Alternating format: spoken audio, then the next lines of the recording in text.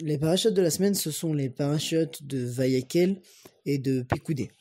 Au travers de la paracha de Vayakel, Moshe réunit le peuple et avec Betzalel, l'artisan, le concepteur, l'architecte du tabernacle, et devant lui, il dit une chose intrigante, il dit le passouk suivant. Vayomer Moshe el bnei Israël, Reu, Kara Hashem beshem Betzalel ben Uri, ben Hur, le Maté Yehuda. Moshe dit au bnei Israël, regardez, Hashem a appelé du nom de Betzalel, fils de Uri, fils de Hur, de la tribu d'Yehuda. Lorsqu'on lit de manière générale le passouk dans son sens général, on comprendrait donc ici celui qui a été choisi pour la tâche du Mishkan par Dieu, ce serait donc Betzalel. Lorsqu'on rentre dans les mots, on voit que c'est écrit finalement que c'est Dieu qui a appelé du nom de Betzalel.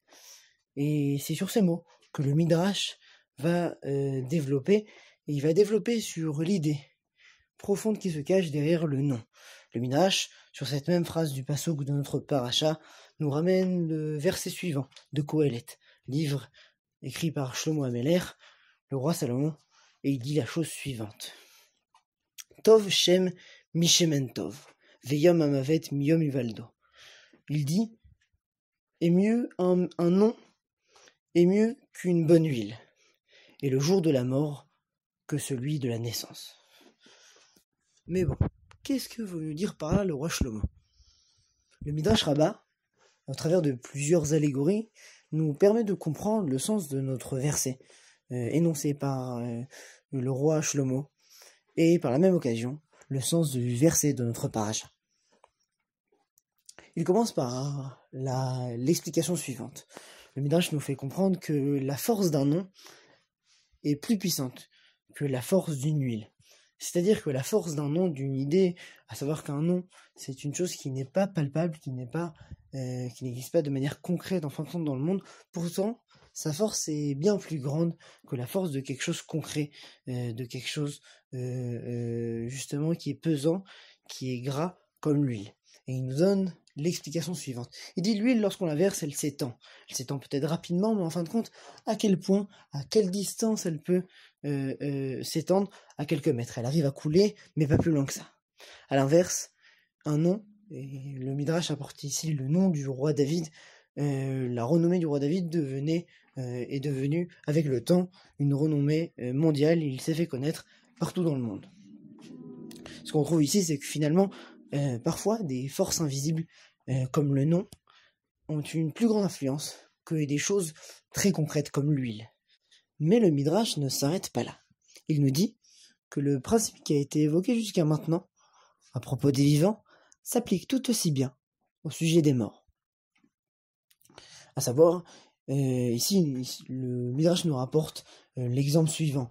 L'huile, cette fois maintenant, qui est utilisée pour les morts, c'est l'huile qui va être utilisée pour parfumer le défunt, justement, pour pas qu'il y ait des mauvaises odeurs. En fin de compte, cette même huile qui vient justement contrecarrer les effets de la mort, en fin de compte, après quelque temps, son odeur est emportée, et en fin de compte, elle ne reste pas longtemps. Alors que un bon nom, après la mort justement, continue, et on continue à parler de la personne et de ses bonnes actions, et parfois même, on peut même rajouter que parfois même, c'est après la mort que justement, certaines personnes deviennent connues, deviennent populaires, et leur nom se dévoile et se diffuse partout dans le monde. Enfin, le Midrash apporte une dernière allégorie, une dernière comparaison pour nous aider à comprendre ici jusqu'où veut en venir Shlomo Ameler. Et il nous dit en fait finalement, par rapport à la fin du passouk, Yom Hamavet Miyom Ivaldo, où le roi Shlomo nous explique que le jour de la mort est plus important que celui de la naissance. L'idée est la suivante. Souvent on peut croire que justement la naissance est quelque chose de joyeux, c'est de l'insouciance, et de l'autre côté, la mort c'est quelque chose de triste, c'est la solitude, etc. Ce que les sages viennent nous enseigner ici, c'est que le jour de la mort apporte avec lui un plus grand patrimoine, une plus grande élévation que celui de la naissance. En fin de compte, lorsqu'on est, on n'a rien. On est nu, et en fin de compte, on n'a rien avec nous. De l'autre côté, lorsqu'on se penche sur la question, on retrouve que finalement, à la fin, lorsque l'homme quitte ce monde, il quitte avec les choses qu'il a réalisées. Le bien qu'il aura pu apporter, il aura donc prouvé sa valeur, dévoilé quelque chose, apporté quelque chose au monde, il aura finalement apporté un nom. Il se sera fait finalement un nom sur cette terre qui pourra se perdurer pour toutes les générations à venir. Et en fin de compte, on comprend que c'est ici l'intention de notre passouk à propos de Betsalel, ici que c'est Dieu qui l'a appelé Betsalel.